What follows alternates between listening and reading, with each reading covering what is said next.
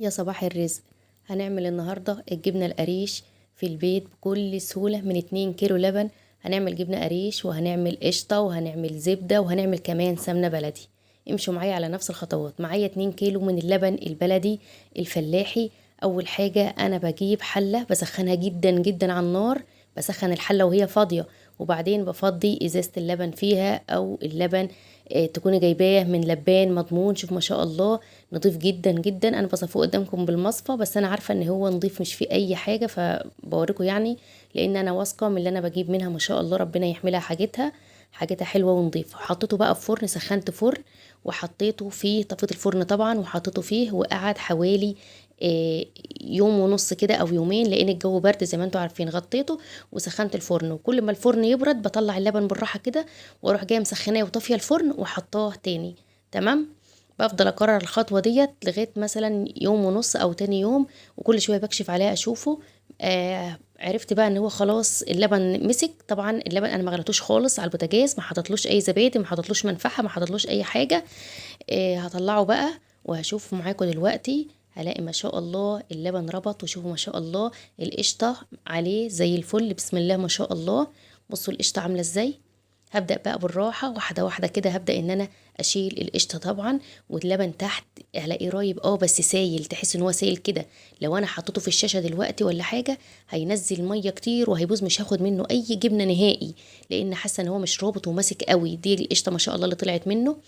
فهعمل ايه بقى في اللبن ده؟ اعمل فيه حركة حلوة قوي عشان يمسك اكتر. بصوا اعمل ازاي عشان يمسك اكتر، وكمان يطرد كل المية اللي فيه.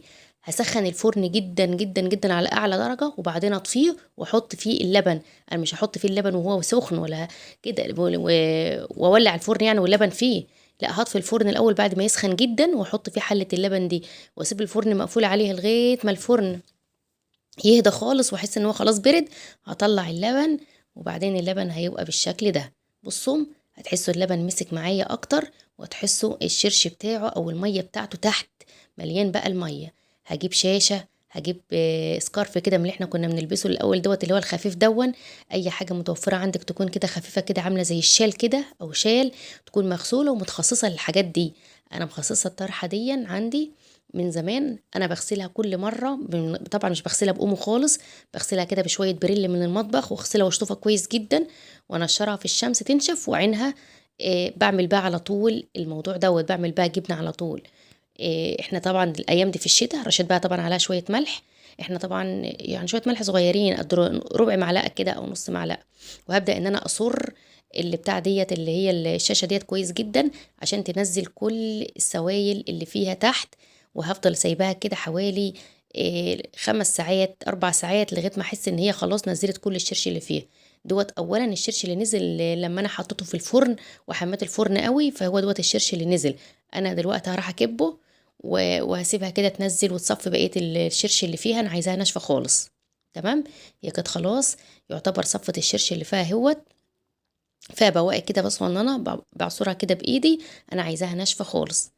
زي ما انا قلت لكم، احنا الايام دي في الشتاء واللبن ما شاء الله حلو ودسم. فهاتوه، واهم حاجه يكون من لبان مضمون او من فلاحين مضمونين. انا عايزه اللبن البلدي، مش هينفع خالص خالص بلبن المعلبات او لبن الشركات. تمام. حبايب قلب، ما تنسوش اللايك للفيديو الجميل دوت، واللي ما اشتركش في القناه يا ريت يشترك في القناه. انا ام عمر، ودي قناتي سهل وبسيط مع ام عمر، وكل حاجات بقدمها ان شاء الله بمنتهى السهوله والبساطه بفضل الله، وهتعجبكم. انا جبت كده علبة تلاجة كبيرة، على أساس إن أنا هحط فيها اللبن ده اللي هو الجبنة ديت، وهتاخد شكل العلبة. بس حسيت إن الجبنة هتبقى رقيقة قوي زيادة عن اللازم، فطبعا هفضيها في وقتها على طول في طبق. وشوف أنا هعمل فيها إيه. بصوا، ما هفضيها في طبق على طول، ما سبتهاش ولا لحظة، لأن أنا حسيت إن هي هتبقى لأ هتبقى رقيقة خالص. تمام. لو كانت علبة صغيرة كانت هتبقى أسمك من كده. فقلت بقى خلاص أنا هلفها رول كده كده. خلاص هي طالما سابت الشرش بتاعها بتتلف معاك، وممكن تلفها كده بايدك، ممكن تحطها في كيس ثلاجه كده وتبداي ترولها كده براحتك خالص. انا عملتها كده بايدي، وهتتلف على فكره بكل سهوله. وهتمسك كمان في بعضها، وخصوصا هي لو مفتفته شويه تحط عليها شويه ملح بعد ما بتقطعيها، بتمسك وتنزل بقيه الشاشه اللي فيها، بتبقى جميله جدا. انا عايزه اقول لكم طعمها حلو قوي، مميزه جدا، معموله في البيت بقى. طبعا بنظافة انت ضمناها حلوة. لا بجد جربوها حلوة قوي. بس للأمانة أنا حاسة إن ال2 كيلو لبن ما رموش برضو معايا خير كتير. يعني أنا قلت بيني وبينكم كده، أنا لو كنت اشتريت الجبنة، يعني أي نعم أنا ضامنة نظافتها قوي 1000000% عشان أنا اللي عاملاها على إيدي وحاجة حلوة وبخيرها كده. وطبعا انا واخده القشطه برضو مهما كان سايبه فيها برضو قشطه، مش ان انا واخداها كلها، انا عارفه ان انا سايبه فيها حتت، فحاجه حلوه في البيت. بس حسيت ان انا لو اشتريتها من بره يعني هتوفر عليا. بس هو يعني ايه، لو الجبنه بس دي، لو انت هتاخدي منها جبنه بس انا واخده جبنه واخده قشطه، والقشطه ديت ممكن تاكلها مع الجبنه. هحولها معاكم دلوقتي لحته القشطه الصغننه اللي طلعت، احولها زبده، وهاخد منها كمان سمنه بلدي، وهاخد منها كمان حوالي معلقتين مرته. فحسيت برضو ان هو ايه، الموضوع فارق معايا قوي. تمام. إيه مهما كان برضو حاجه البيت نظيفه قوي قوي. واحنا لسه كمان ما دخلناش الشتاء جامد. يعني في شهر طوبة زي ما بيقولوا كده الحاجة بتبقى بخيرها أكتر. فهتلاقوا اللبن دسم عن كده كمان، وهيطلع معاكي يمكن كمية أكبر من كده. طبعا انت لو هتعملي 4 كيلو لبن أو 6 كيلو لبن مرة واحدة، هتطلعي منهم كمية أكبر من ديت، وهيبقى أوفر من دي بكتير. يعني أكتر من 2 كيلو. يعني قد لما يعني اللي ناوية بقى تخزن زبدة بقى، ولا تخزن زبدة جبنة وزبدة وتطلع كمية قشطة محترمة. ممكن تعمل حوالي 6 كيلو لبن كده، تجيبهم على بعض وتعملهم، بجد هيطلعوا كمية محترمة. دي بقى حتة القشطة اللي طلعت معايا، وعايزة القشطة تنضرب معاكي بكل سهولة وتطلع زبدة وما تغلبكيش. يا ريت تسيبها تبات في التلاجة يوم. انا سبتها يوم على فكرة في التلاجة، عشان كده ما غلبتنيش خالص. ممكن تلفها بايدك على فكرة، مش شرط المضرب اللي انا بضرب بيه دوت، ممكن تلفها بايدك وهتتلف معاك على فكره بكل سهوله. بس انا بصراحه ايه، عندي المضرب وحبيت ان انا اختصر وقت، ما خدتش معايا اي وقت اطلاقا. يعني انا عايزه اقولك الموضوع ده خد مني 3 دقايق بالظبط. شوف ما شاء الله بدات تجمد اهيا. اول بقى ما تحسي سوا بتعملها بايدك او بالمضرب، تفضلي تلفي فيها لغايه ما تفتفت معاكي كده، وتنزل الميه وتحسي ان نزل منها ميه كده، اعرفي خلاص ان الزبده خلاص بقت جاهزه معاكي.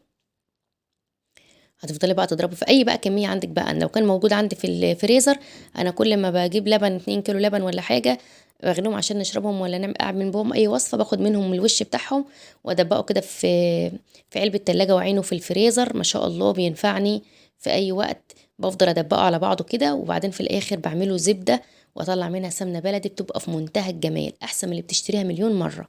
عارفين الزبده بره اسعارها مبالغ فيها، غاليه جدا. بس بصراحه برضو بيني وبينكم الاكل برضو غالي جدا. بصوا طلعت ميه ازاي. عايزه اقول لكم الشرش اللي بيطلع منها دي حكايه حكايه. هعمل لكم بيه هما شويه شرش صغننين، هعمل لكم بيه شويه قرص كده، بس طعمهم حكايه. دول ما بترموش، دول خساره ما بترموش نهائي.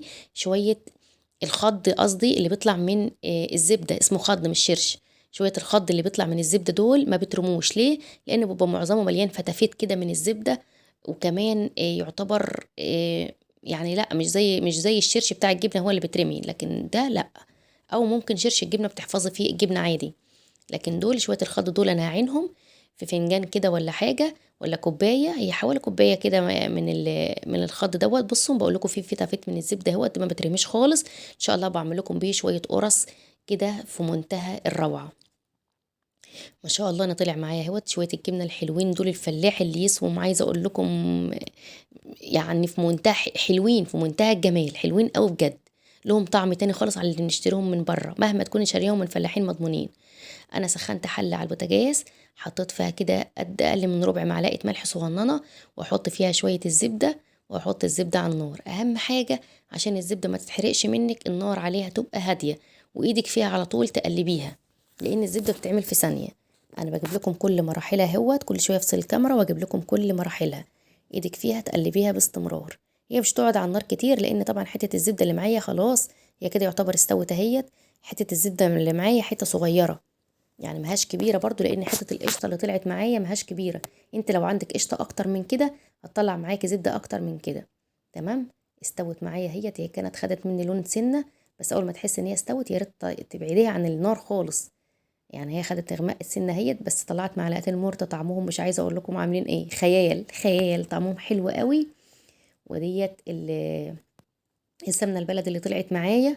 طبعا شويه الرمل اللي على الوش دول عشان المعلقه كانت مكانها قشطه، وانا سخنت ايه بيها، يعني قلبت بيها.